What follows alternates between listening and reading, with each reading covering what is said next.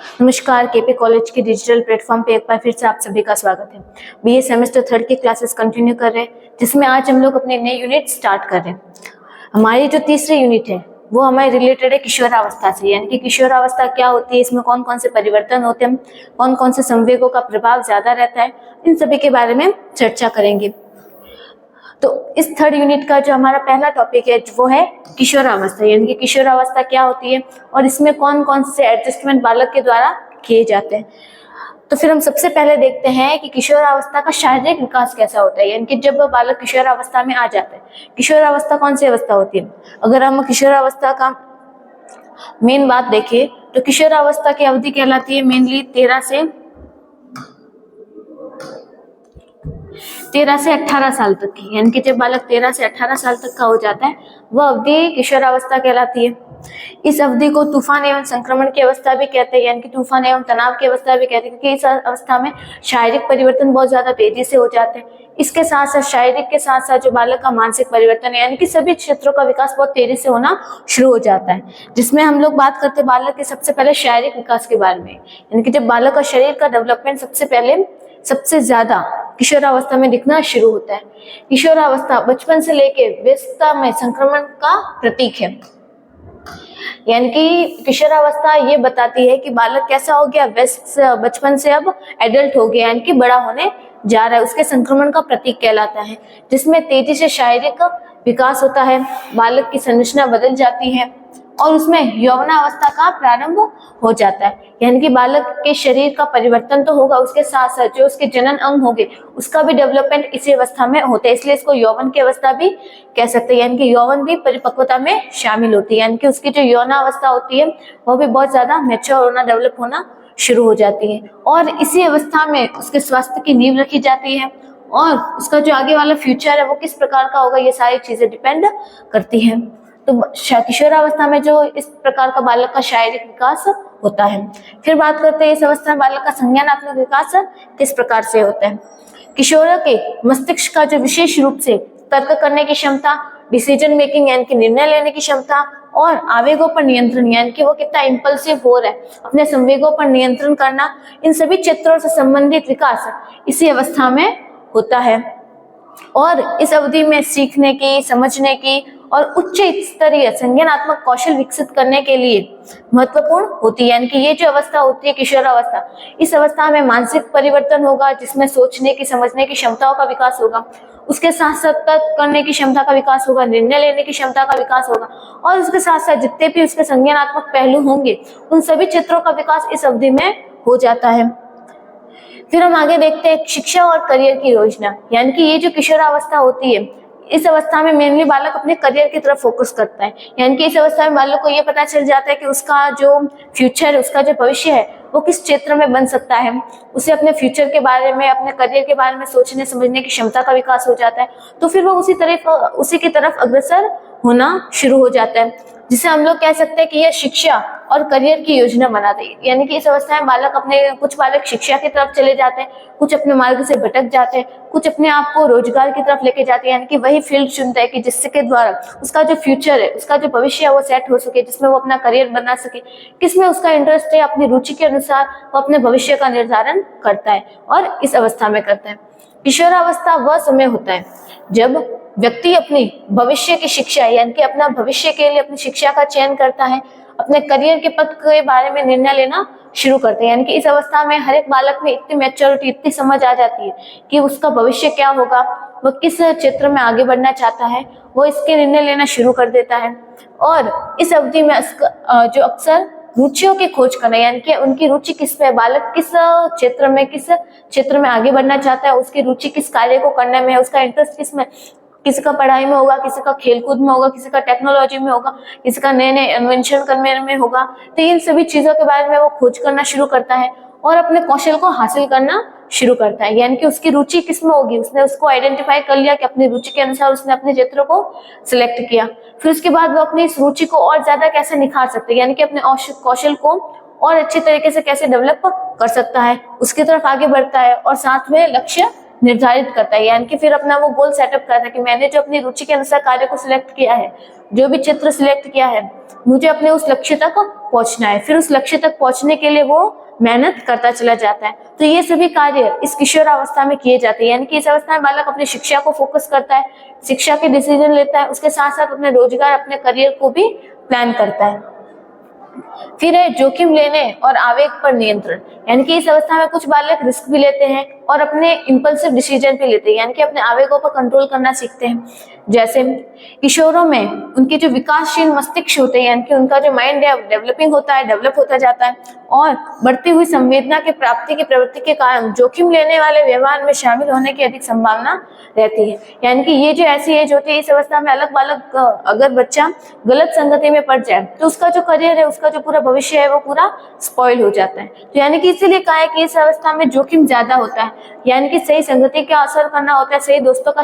चयन करना होता है, गलत फील्ड को सिलेक्ट ना करना होता है। यानी कि इस अवस्था में जो माइंड है, बॉडी है,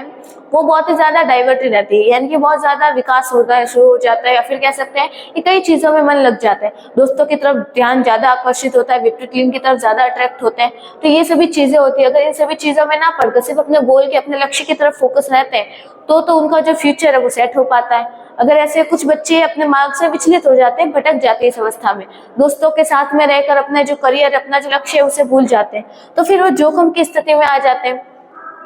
ठीक है, तो इस अवस्था में जोखिम की संभावना अधिक रहती है। अपने आवेगों को प्रतिबंधित करना और जिम्मेदार निर्णय लेना सीखना किशोरावस्था का एक महत्वपूर्ण पहलू है। यानी कि जब बच्चा गलत संगति में पड़ जाए तो वह जोखिम में अधिक रहता है, जोखिम की संभावना बढ़ जाएगी। और यदि बालक अपने आवेगों को नियमित करना सीख ले, नियंत्रित करना सीख लेगा, तो वह इस जोखिम से बच जाएगा और फिर वह क्या कर लेगा, एक जिम्मेदार निर्णय लेकर अच्छा व्यक्ति बन सकता है। यानी कि अगर वह इस अवस्था में उन साथियों के, दोस्तों से भटक कर, यानी कि दोस्तों का साथ छोड़कर एक अच्छे रास्ते पर चल जाता है, अपनी शिक्षा, अपने लक्ष्य को ज्यादा महत्व देता है, तो फिर वह एक जिम्मेदार व्यक्ति बन सकता है और अपनी जो लाइफस्टाइल है वो अच्छी तरीके से कर सकता है।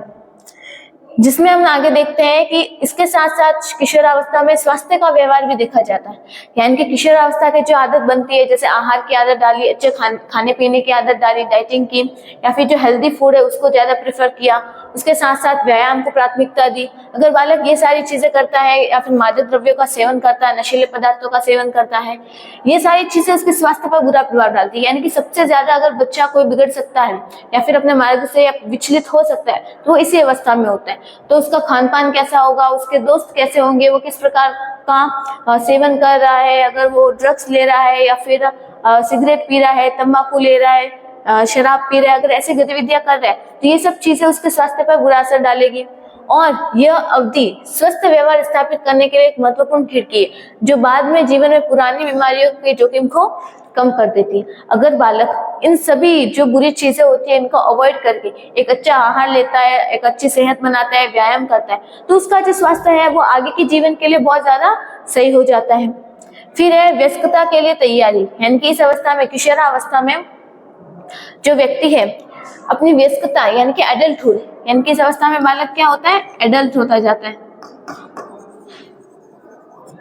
यानी कि उसमें जो मैच्योरिटी का विकास होना शुरू हो जाता है और मैच्योरिटी के लिए कार्य करता है, जहाँ पे व्यक्ति को स्वतंत्रता मिलती है। यानी कि बालक इस समय फ्रीडम चाहता है, पेरेंट्स की रोक टोक नहीं चाहता, वो नहीं चाहते कि क्या करें कि वो अपने दोस्तों के साथ ज्यादा से ज्यादा समय बिताना चाहता है, जिसकी वजह से वह अपने परिवार से थोड़ा इस अवस्था में दूर हो जाता है। यानी कि वह स्वतंत्रता चाहता है, स्वायत्तता चाहता है, जिम्मेदारी प्राप्त करते हैं, यानी कि वो चाहते हैं कि उन्हें जो भी काम करना है वो अपनी मर्जी से करे, कोई उन्हें रोक टोक ना करे। यानी कि इस अवस्था में बालक स्वतंत्रता चाहता है, फ्री होना चाहता है, और इस अवधि के दौरान जो भी कौशल सीखे जाते हैं और जो भी अनुभव वह प्राप्त करते हैं, इससे उसके एडल्टहुड का विकास होता है, यानी कि उसकी क्षमताओं का विकास होता चला जाता है। फिर हम देखते हैं भावनात्मक उथल पुथल, यानी कि इस अवस्था में देखें तो जो बालक में कई सारे परिवर्तन आते हैं, यानी कि उसके शरीर में चेंजेस होंगे, उसके जो मानसिक विकास होगा, उसका बौद्धिक विकास होता चलेगा। जो सबसे ज्यादा इफेक्ट करता है वो होता है शरीर में जो परिवर्तन होगा, क्योंकि इस अवस्था में जितने भी रिप्रोडक्टिव ऑर्गन्स होंगे, चाहे लड़के हो या लड़कियां, उन सभी का विकास होना शुरू हो जाता है, हार्मोन्स डेवलप होना शुरू हो जाते हैं, सीक्रेट होंगे, तो जिसकी वजह से जो संवेग है, हमारे बालक का जो मन होगा, मस्तिष्क होगा, उसमें कई सारे उतार चढ़ाव आते हैं, यानी कि कई लोगों का मूड स्विंग्स भी होगा। तो इस प्रकार से हम कह सकते हैं कि उसके भावनात्मक उथल पुथल होती है, यानी कि उसके जो संवेग है उनमें उतार चढ़ाव आने लग जाते हैं, जिसकी वजह से कई बच्चे चिड़चिड़े रहेंगे, गुस्सैल हो जाएंगे। तो इस अवस्था में उनके जितने भी साथी, सहयोगी या फिर रिश्तेदार, परिवार जो भी लोग हैं, उनको बच्चे को समझाने की आवश्यकता होती है कि ये एक नेचुरल प्रोसेस है। इस अवस्था में उन पे गुस्सा करने की वजह, उनके द्वारा जो भी व्यवहार किया जा रहा है बालक के द्वारा, वो उनके हार्मोनल चेंजेस की वजह से होता है। तो बच्चों को, बालकों को इस प्रकार के अवस्था में समझाया जाना चाहिए, ना कि उन्हें डांट डपट के बिठा देना चाहिए। इस अवस्था में जो हार्मोनल परिवर्तन और मस्तिष्क का विकास सबसे ज्यादा होता जाता है, जिससे भावनाएं बढ़ती है, हमारे इमोशंस आते हैं और मनोदशा में बदलाव होता है। सामाजिक संकेतों के प्रति संवेदनशीलता में वृद्धि होती है, यानी कि समाज में हम लोग सबसे ज्यादा इंटरएक्शन करना सीखते हैं। और कह सकते हैं कि किशोरों में जो इमोशंस होते हैं सबसे ज्यादा निकलते हैं, यानी कि बहुत तेजी से इमोशंस निकलना शुरू हो जाते हैं। अपने दोस्तों पे सबसे ज्यादा यकीन आएगा पेरेंट्स के कंपैरिजन में, दोस्तों पे ज्यादा विश्वास आएगा, उन्हें कुछ भी बातें बताएंगे, कई प्रकार के इमोशंस निकलेंगे, जो अपोजिट सेक्स होगा उसके प्रति अट्रैक्ट हो जाएंगे। तो ये सारी अलग अलग भावनाओं का विकास होता है। ये सब होता है हार्मोनल चेंजेस की वजह से, क्योंकि बॉडी डेवलप होना बहुत पीक पे शुरू हो जाती है। फिर हम आगे कहते हैं स्वायत्तता बनाम निर्भरता, यानी कि इस अवस्था में बालक क्या चाहता है, या तो वो स्वतंत्र हो जाए, यानी कि वह अपने सारे काम खुद कर लेगा, उसे किसी की आवश्यकता नहीं है, या फिर वह निर्भर रहे। इन दोनों में से कोई एक अवस्था हो सकती है। या तो बालक स्वायत्त रहना चाहेगा या फिर निर्भर रहना चाहेगा। किशोरों की स्वतंत्रता की जो इच्छा होती है, यानी कि फ्री रहने की इच्छा, और माता पिता या देखभाल करने वाले उन पर निरंतर निर्भरता के बीच एक स्वाभाविक तनाव रहता है। यानी कि बालक तो स्वतंत्र रहना चाहेगा, यानी कि मुझे क्या रखो, फ्री रखो, मैं अपने सारे काम स्वयं कर सकता हूँ। लेकिन जो पेरेंट्स होंगे वो चाहेंगे कि बालक उन पर निर्भर रहे, किसी भी कार्य के लिए उनसे पूछे, उनसे सलाह ले, उनके द्वारा किए गए कार्य को ही वो करे, उनकी सारी बात माने। तो ऐसी स्थिति में आपने देखा होगा जब बालक इस अवस्था में होते हैं तो उनके माता पिता से अनबन थोड़ी ज्यादा होती है। क्यों? क्योंकि उनके बीच में स्वाभाविक तनाव आ जाता है। बालक के हार्मोनल चेंजेस की वजह से वो पेरेंट्स की जो बातें होती है उनको ज्यादा समझ नहीं पाता, और जो पेरेंट्स होते हैं वो अपनी जो जिम्मेदारियां हैं या फिर उनकी जितनी भी इच्छाएं वो बालक पे थोपना शुरू कर देते हैं। तो इसमें थोड़ी टेंशन हो जाती है, तनाव बढ़ जाता है। इसलिए उस अवस्था में जो बालक है माता पिता से थोड़ा सा दूर हो जाता है और दोस्तों की तरफ उसका झुकाव ज्यादा हो जाता है, क्योंकि बालक जो चाहता है वो सारी चीजें अपने दोस्तों से वो बाहर से प्राप्त करता है। और इस अवस्था में यह संघर्ष के नियम, जिम्मेदारियों और निर्णय लेने की स्वायत्तता पर बातचीत में प्रकट होती है। यानी कि फिर धीरे धीरे जब माता पिता और बालकों के बीच बातचीत होगी, बातें शुरू होगी, तो फिर ये टकराव होना शुरू हो जाती है। बालक अपनी बातें रखेगा, माता पिता अपनी बातें रखेंगे, जिसके बीच उनके बीच टेंशन, तनाव बढ़ जाएगा और झगड़े की संभावना बढ़ जाती है। फिर हम लोग देखते हैं मुकाबला और संकल्प। फिर उसमें सबसे पहले संचार का कौशल, यानी कि जब किशोरावस्था है, किशोरावस्था में हम लोग देखें तो जो हम कह सकते हैं कि मुकाबला और संघर्ष रहता है, जिसमें बालक संचार किस प्रकार से करता है, यानी कि वो अपने आसपास के जितने भी लोग हैं उनके साथ उनका व्यवहार किस प्रकार का होगा, जिसमें वो अपने विचार, उसकी जो भावनाएं हैं और जरूरतों को प्रभावी ढंग से व्यक्त करता है, ठीक है। और संचार कौशल विकसित करने के लिए परिष्कृत करते हैं, यानी कि जब बालक किशोरावस्था में आएगा तो वो अपने विचार, अपनी भावनाओं को दूसरों के सामने रिप्रेजेंट करना सीखेगा, कि वो बालक यही चाहेगा कि मेरी भावनाओं को, मेरे जितने भी विचार है, मेरी जरूरतों को समझा जाए। लोगों के सामने अगर मैं रख रहा हूँ तो लोग मेरी भावनाओं को समझ के उसका सम्मान करें, ना कि मुझे डिक्रीज करें, क्योंकि इस अवस्था में मोस्टली माता पिता के द्वारा यही किया जाता है। बालक की जो भी अवस्थाएं होगी, बालक की जो भी आवश्यकता होगी वो माता पिता के सामने रखेगा, लेकिन माता पिता क्या करेंगे, उनकी बातों को काट देते। तो ऐसी स्थिति में वो बात शांत होने की बजाय बढ़ जाती है, ठीक है। फिर हम बात करते हैं इसमें संघर्ष ज्यादा रहेगा, जिससे वो इन संघर्षों को हल करना सीखता है और एक स्वस्थ संबंध में योगदान देते हैं। यानी कि अगर इस अवस्था में जब बालक अपने संचार कर रहा है, यानी कि अपने जो विचार है वो दूसरों के सामने रख रहा है, तो अगर सामने से भी उसे कुछ सेटिस्फेक्शन मिलेगा, अगर माता पिता डांटने की बजाय उसे प्यार से समझाएंगे, उसने जो कार्य किया है उसके प्रति उसे प्यार से समझाएंगे डांटने की जगह, तो वो हो सकता है कि अच्छे संबंध भी बन पाए। फिर लचीलापन और अनुकूलता। किशोर यानी कि जो भी एडल्ट बच्चे होते हैं वह संघर्ष, असफलता यानी कि फेलियर, और कह सकते हैं कि चुनौतियों से निपट कर लचीलापन बनाते हैं। यानी कि इस अवस्था में अगर कोई बालक फेल हो जाता है, कई प्रकार के संघर्ष करता है, या फिर उनके कोई भी कंपटीशन, चुनौतियां मिलती है, तो इन सब से निपट जाता है और कुछ ना कुछ नई बातें सीखेगा, जिसमें वह साथी, परिवार के सदस्यों और उसके जितने भी सलाहकार होंगे, जिसमें टीचर्स आ जाते हैं, के साथ सहायक रिश्ते, लचीलापन को बढ़ावा देने और एक अनुकूली मुकाबला यानी कि अच्छा अनुकूलन रणनीति बढ़ावा देता है। यानी कि जब इस अवस्था में बालक अपने साथियों के साथ, परिवार के जितने भी सदस्य हैं, उससे सलाह देने वाले सलाहकार हो गए या फिर बड़े बुजुर्ग हो गए, इन सभी लोगों के साथ क्या करेगा, एक अच्छा मधुर संबंध बनाने की कोशिश करता है।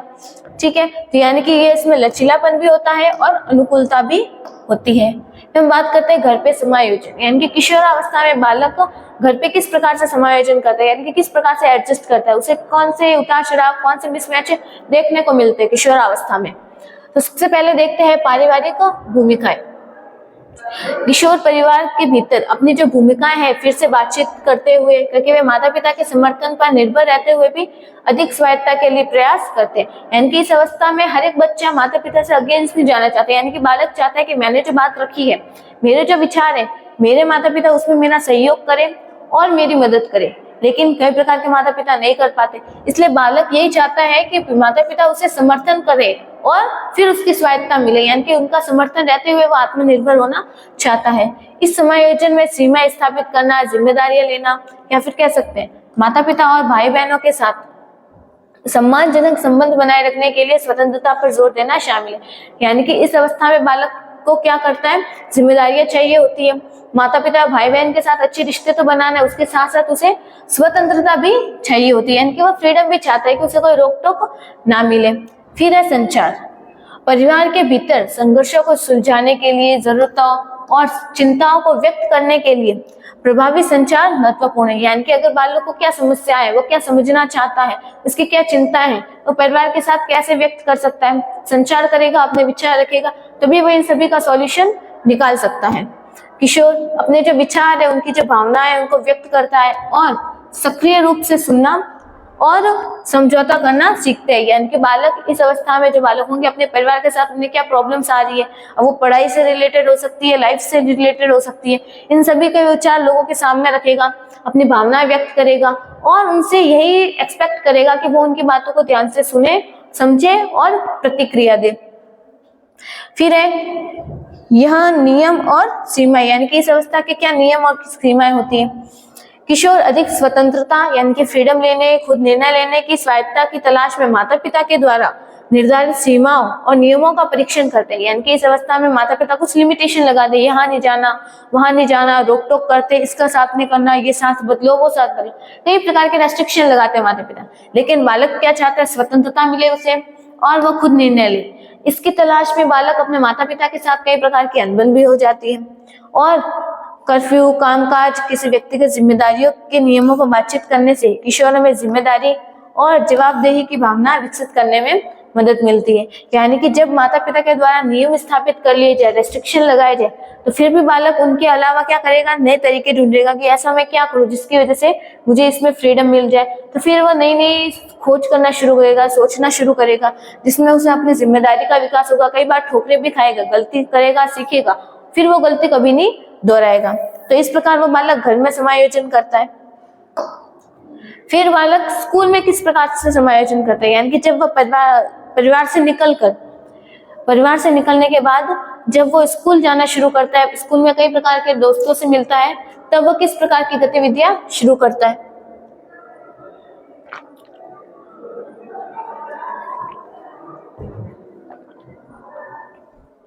जिसमें सबसे पहला है शैक्षणिक जिम्मेदारी। इस अवस्था में जो बालक होता है उसकी शिक्षा के प्रति जिम्मेदारियां बढ़ जाती है, क्योंकि उसका जो भविष्य है, उसका पूरा भविष्य उसकी इस समय की शिक्षा पे डिपेंड करता है, तो वो और ज्यादा एक्टिव रहता है। किशोरों में जो बढ़ी हुई शैक्षणिक अपेक्षाएं होती है और चुनौतियों का सामना करना पड़ता है, क्योंकि इस अवस्था में उनकी शिक्षा बढ़ जाती है, क्योंकि उनकी जो इस अवस्था की शिक्षा होगी भविष्य से जुड़ी है, तो उसका पूरा भविष्य इस शिक्षा पे डिपेंड है, तो उनकी जिम्मेदारी और ज्यादा डबल हो जाती है, जिसमें उच्च कार्यभार बढ़ जाता है, शैक्षणिक प्रदर्शन करना पड़ता है, उसका प्रेशर भी रहता है कि अच्छी परफॉर्मेंस करनी है, पेरेंट्स क्या कहेंगे, स्कूल में क्या इमेज रहेगी, इन सभी चीजों को बालक देखता है और मिडिल स्कूल से वह हाई स्कूल की तरफ जाना शुरू कर देता है और इनके बीच में ट्रांजिशन होता है। इस अवस्था में बालक सीखता है समय का प्रबंधन करना, यानी कि टाइम को किस प्रकार से मैनेज करना, अध्ययन की आदतें विकसित करना, यानी कि रेगुलर पढ़ने की, स्वाध्याय करने की आदतें डालना, इन सभी चीजों का विकास बालक में होता है। फिर दूसरा है सामाजिक एकीकरण, यानी कि अब वो स्कूल में तो करता ही है, स्कूल में शिक्षा तो होगी, शिक्षा के साथ साथ सामाजिकरण भी होगा, यानी कि स्कूल में कई तरीके के लोग आएंगे, कई तरीके के बच्चे आएंगे, टीचर्स होंगे, उनसे किस प्रकार से व्यवहार करना, उनसे किस प्रकार अपने विचारों को साझा करना, इन सभी चीजों का उसमें विकास होना शुरू हो जाता है। स्कूल का जो माहौल होता है उसमें जो सामाजिक पदानुक्रम, सहकर्मी के साथ संबंध, समूह की गतिशीलता, ये सभी चीजें आती है, यानी कि ग्रुप में काम करना सीखता है, ग्रुप में किस प्रकार से रहना, बातचीत किस प्रकार से करना, अपने विचार रखना, ये सभी चीजें, जैसे नए दोस्त बनाना, सहकर्मी जो समूह है वो बनाना, ग्रुप बनाना, जो दूसरे कॉम्पिटिटर्स होंगे उनका प्रेशर रहेगा, समाज के नियम होंगे, व्यवहार होंगे, ये सभी सीखने शामिल होते हैं स्कूल के समायोजन में। फिर इसके साथ है शिक्षक और प्राधिकारी के साथ संबंध। जब किशोर स्कूल जाना शुरू करेगा तो उसमें शिक्षक,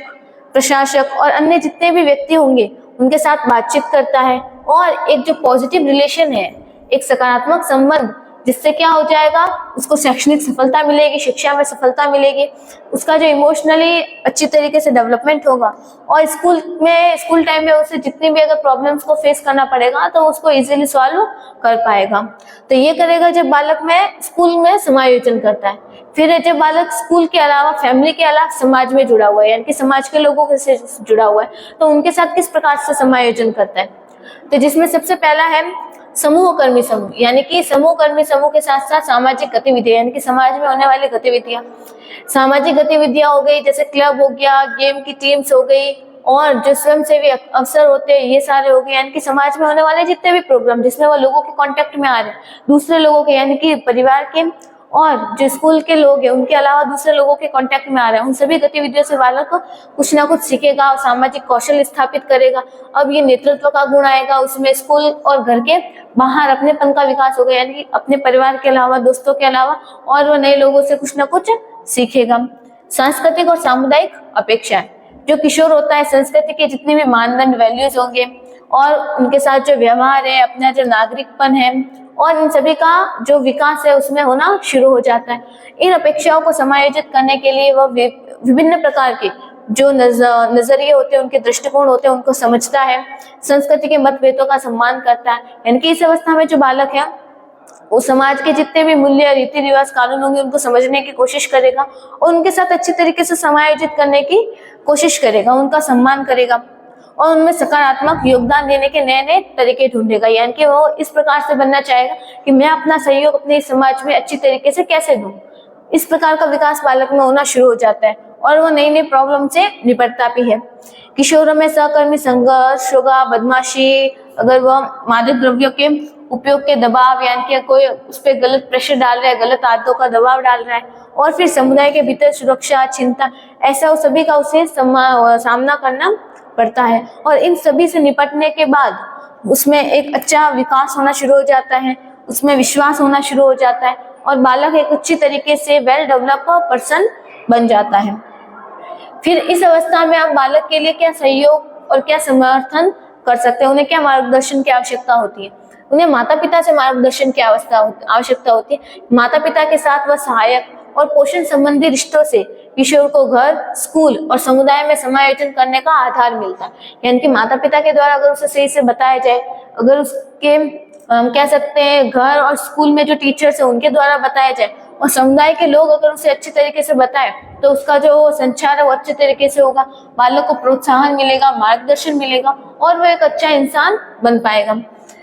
फिर हम लोग उसका मार्गदर्शन शिक्षा के माध्यम से कर सकते हैं, यानी कि उन्हें अच्छी सेवाएं देकर, सलाहकारों के द्वारा, पाठ्यक्रम है यानी कि जो सिलेबस है उसमें अच्छे प्रकार के टॉपिक्स को ऐड करके, और जो सामुदायिक कार्यक्रम है इन सभी के द्वारा बालक की जो भावनाएं होती है, उनका जो विकास है वो अच्छी तरीके से कर सकते हैं, उनका मार्गदर्शन किया जा सकता है, जिससे बालक व्यक्तिगत रूप से और सकारात्मक रूप से एक अच्छा व्यक्ति बन सकता है। यानी कि किशोरावस्था के निर्माण में, किशोरावस्था अगर अच्छी तरीके से विकास हो रहा है तो इस अवस्था में बालक का परिवार, समाज, स्कूल, इन तीनों का महत्वपूर्ण भूमिका होती है। किशोरावस्था का विकास करने में सबसे इम्पोर्टेंट रोल परिवार, स्कूल और समुदाय करता है। इन्हीं के सहयोग से बालक का विकास अच्छी तरीके से हो पाएगा। तो इसी के साथ हमारा ये जो किशोरावस्था वाला अध्याय था ये पूरा हो गया। अब हम अगली क्लास में देखेंगे नया टॉपिक। तब तक पढ़ते रहिए और धन्यवाद।